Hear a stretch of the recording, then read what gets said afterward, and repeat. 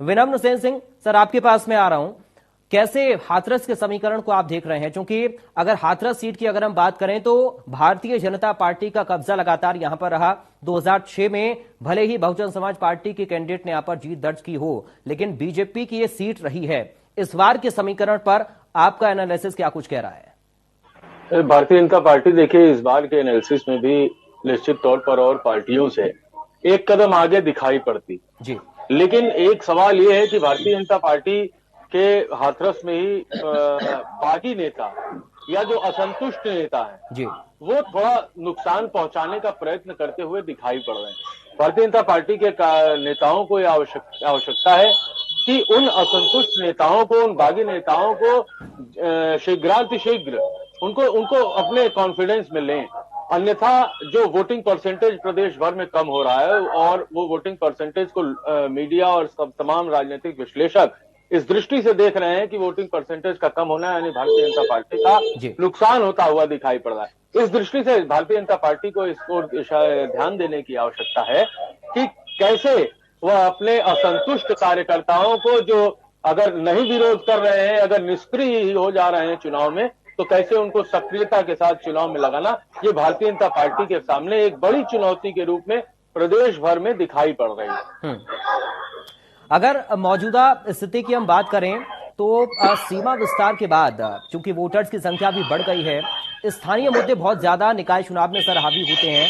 लेकिन क्या स्थानीय मुद्दों पर इस बार आप चुनाव देख रहे हैं? क्योंकि राजनीतिक पार्टी के प्रत्याशी की या फिर नेताओं की हम बात करें तो प्रादेशिक मुद्दों को भी उतनी ज्यादा तरजीह दी जा रही है, उतनी ज्यादा विकास की बातें बीजेपी के जो नेता हैं वो करते हुए नजर आ रहे हैं, प्रदेश की सरकार का हवाला देते हुए।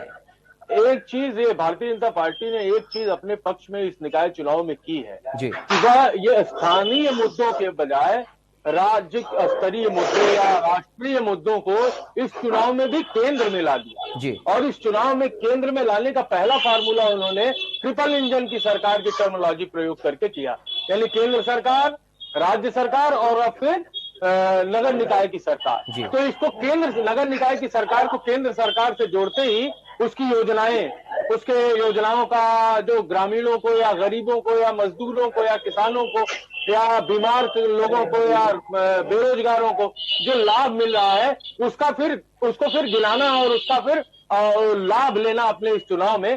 तो ये एक एजेंडा सेट किया है भारतीय जनता पार्टी ने और उस एजेंडे पर भारतीय जनता पार्टी निश्चित तौर पर आप देखिए तो सफल होती दिखाई पड़ रही है। सारा प्रदेश का नगर निकाय चुनाव भारतीय जनता पार्टी के मुताबिक राज्य और केंद्र इन दोनों के मुद्दों पर, इन दोनों की उपलब्धियों पर सेटल होता जा रहा है और सेट होता जा रहा है। ये एक बड़ी उपलब्धि भारतीय जनता पार्टी और यहाँ पर विफल होती दिखाई पड़ रही है समाजवादी पार्टी, जो आज प्रदेश में प्रमुख विपक्ष के नाते स्थापित है। उसकी ये जिम्मेदारी थी कि नगर निकाय के चुनाव में स्थानीय मुद्दों को तरजीह से मतलब पूरे जोरदार ढंग से उठाती और उस पर केंद्रित करती चुनाव को, तो शायद नतीजा कुछ समाजवादी पार्टी के पक्ष में और समाजवादी पार्टी थोड़ा और मजबूती से इस चुनाव को लड़ पाती। लेकिन समाजवादी पार्टी इस मुद्दे पर विफल होती दिखाई पड़ रही है। वह अपना एजेंडा सेट करने के बजाय भारतीय जनता पार्टी के एजेंडे में पूरी तरह से स्वयं सेट होती हुई दिखाई पड़ रही है। ठीक है सुनील, एक बार फिर से वर्षा जुड़ गए हैं।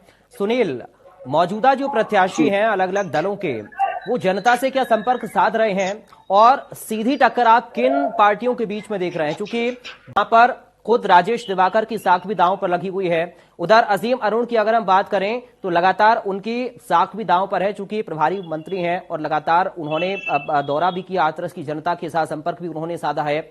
अब अगर हम समाजवादी पार्टी के कैंडिडेट की बात करें तो लल्लन बाबू पहले भी निर्दलीय अपनी किस्मत आजमा चुके हैं, लेकिन मौजूदा दौर में समाजवादी पार्टी के टिकट पर क्या उनको जीत मिल पाएगी, ये अपने आप में एक बड़ा सवाल बना हुआ है। तो ये मुकाबला क्या दिलचस्प हम मानकर चलें सिंह साहब? देखिए, बिल्कुल हाथरस का मुकाबला बहुत दिलचस्प मुकाबला होगा। समाजवादी पार्टी, बहुजन समाज पार्टी और भारतीय जनता पार्टी एक त्रिकोणी मुकाबला देखने को मिलेगा हाथरस में। एक बात मैं सुनील जी के विश्लेषण पर कहना चाहता हूं कि सुनील जी ने कहा कि बहुजन समाज पार्टी का वोट बैंक यहाँ पर एससी वोट बैंक ज्यादा है और इसलिए बहुजन समाज पार्टी लीड।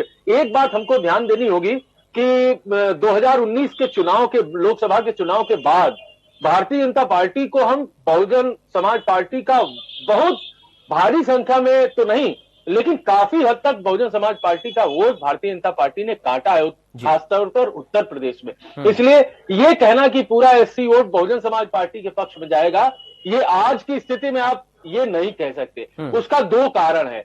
एक तो बहुत तेजी से भारतीय जनता पार्टी ने एससी समाज के लिए काम किए हैं, उनको तमाम योजनाओं से लाभ पहुंचाया है, जिससे सीधे लाभान्वित हो रहे हैं एससी समाज के लोग। और दूसरी बात जो सबसे महत्वपूर्ण है वो मायावती की निष्क्रियता, उनकी राजनीतिक पकड़ जो प्रदेश में कम हो रही है, जो उनकी शिथिलता है राजनीतिक, उससे भी कहीं ये दलित वर्ग के लोग, ये जो एससी समाज के लोग ये विचलित हुए हैं कि क्या मायावती के अंदर अब नेतृत्व करने की क्षमता नहीं रही, और इसलिए कहीं समाजवादी पार्टी के आतंक से बचने के लिए वो कहीं ना कहीं भारतीय जनता पार्टी का दामन थामते हुए प्रदेश भर में दिखाई पड़ रहे हैं। इसलिए हाथरस में भी वो पुरानी चीज जो एक तरफा बहुजन समाज पार्टी की तरफ एससी वोट जाते थे वो नहीं दिखाई पड़ेगी। लेकिन बावजूद इसके मैं कह रहा हूं कि अधिकांश अभी भी माने प्रतिशत में देखें आप तो 70% एससी या 60% एससी अभी भी बहुजन समाज पार्टी के साथ हैं, इससे इनकार नहीं किया जा सकता। इसलिए हाथरस का मुकाबला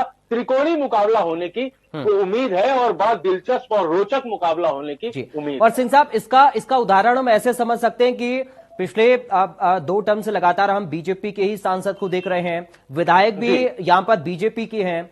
तो क्या ये जो आप बता रहे हैं, ये जो अभी सुनील ने अपना एनालिसिस बताया हाथरस में, चूंकि वो लगातार रिपोर्टिंग कर रहे हैं और आपने उसको बताया कि कैसे वोट शिफ्टिंग हुई है बीएसपी का बीजेपी के साथ, चाहे वो योजनाओं की बात करें या फिर बीजेपी का जो जनाधार बढ़ रहा है या प्रधानमंत्री के जो भाषण हैं, मुख्यमंत्री की जो योजनाएं हैं, ये उसका एक उदाहरण है कि लगातार हर सीट पर बीजेपी हाथरस में कब्जा जमा रही है। सिंह साहब, बिल्कुल, भारतीय जनता पार्टी और उसके विचार परिवार का संगठन जिसको राष्ट्रीय स्वयंसेवक संघ, विश्व हिंदू परिषद, ये सारे एक मुहिम के तौर पर और एक बहुत ही योजनाबद्ध ढंग से एससी समाज के वोटर या एससी समाज के लोग या पिछड़े वर्ग के लोगों को इस बात का संदेश दे रहे हैं कि नहीं, भारतीय जनता पार्टी अब वो पुरानी पार्टी नहीं रह गई जिसको सवर्णों की पार्टी लोग कहते थे। आप आइए, आपका स्वागत है, आपके अधिकार, आपकी हित चिंता हमारे यहाँ भारतीय जनता पार्टी में भी कहीं उससे ज्यादा है जितना बहुजन समाज पार्टी और समाजवादी पार्टी में। यही कारण है देखिए कि प्रदेश भर में मैं बार बार ये कहता हूं कि नॉन यादव जो वोटर है ओबीसी का, वो भारतीय जनता पार्टी के साथ तेजी से जुड़ता हुआ। देखिए आप स्वामी प्रसाद के तौर पर बात करें, लेकिन जनता सीधे चाह रही है कि जो जनता को सुविधा देगा, सड़क हो, बिजली हो, पानी हो, अन्य चीजों की सुविधाएं जहां जो मिलेंगी उस हिसाब से वोट किया जाएगा। ठीक है। सिंह साहब, एक चीज मैं आपसे सर समझना चाह रहा हूं कि पहले चरण में जो वोटिंग का परसेंटेज है वो कुछ खास नहीं रहा है, लेकिन सेकंड फेज के वोटिंग के परसेंटेज पर आपका एनालिसिस क्या कुछ कह रहा है, और पहले चरण में क्यों कम रहा, या फिर जनता, चूंकि अक्सर सर ये कहते हैं कि जब वोटिंग कम होती है तो बदलाव का मूड कम जनता का होता है, लेकिन इस बार क्या बदलाव आप देख रहे हैं, और अगर वो बदलाव है तो उसका झुकाव किसकी तरफ है? नहीं, वोटिंग परसेंटेज कम होने से ये ज्यादातर ये माना जाता है कि जनता का मूड बदलाव का कम है जी। इस बार ये ट्रेंड नया सुनने में आ रहा है कि बदलाव का मूड है, इसलिए वोटिंग कम हो रही है। मेरे ख्याल से ये नया ट्रेंड फेल होगा और पुराना मानक ही माना जाएगा। बदलाव का मूड भारतीय जनता पार्टी या और जहां जहां पर वोटिंग कम हुई है, जहां पर समाजवादी पार्टी के नगर पालिका अध्यक्ष होंगे, बदलाव का मूड नहीं है, लोगों का तभी उस उत्साह के साथ वोट देने नहीं जाते। ये एक बड़ा विचारणीय प्रश्न है कि आप इतने बड़ी विश्व की हम 5वीं बड़ी अर्थव्यवस्था होने जा रहे हैं, प्रदेश में इतना विकास हो रहा है, हमारे शिक्षा पर, रोजगार पर सरकारें इतना पैसा खर्च कर रही है, चाहे किसी की सरकार हो, समाजवादी पार्टी की रही हो, बसपा की रही हो, आज भाजपा की है, शिक्षा और रोजगार पर और तमाम सुविधाओं पर जनता के लिए मैंने सरकारें काम करती हैं, लेकिन जहां जनता की जिम्मेदारी होती है कि वह जाकर लोकतंत्र के इस महापर्व में अपनी प्रतिभाग करे, एक सही सरकार, एक सही नेतृत्व चुने, तो जनता उसके प्रति उदासीन होती है। इस पर एक गंभीर विचार होना चाहिए। ये बड़ा नुकसानदेह है लोकतंत्र के लिए। एक छोटी सी बात में, आप अभी जातीय समीकरण की बात कर रहे थे कि जातीय मुद्दे क्या इस चुनाव में हावी रहेंगे या किसी तौर पर, एक महत्वपूर्ण बात देखने की यह है राजनीति के, भारत के बदलते हुए राजनीतिक परिदृश्य की दृष्टि से कि 2014 के चुनाव के समय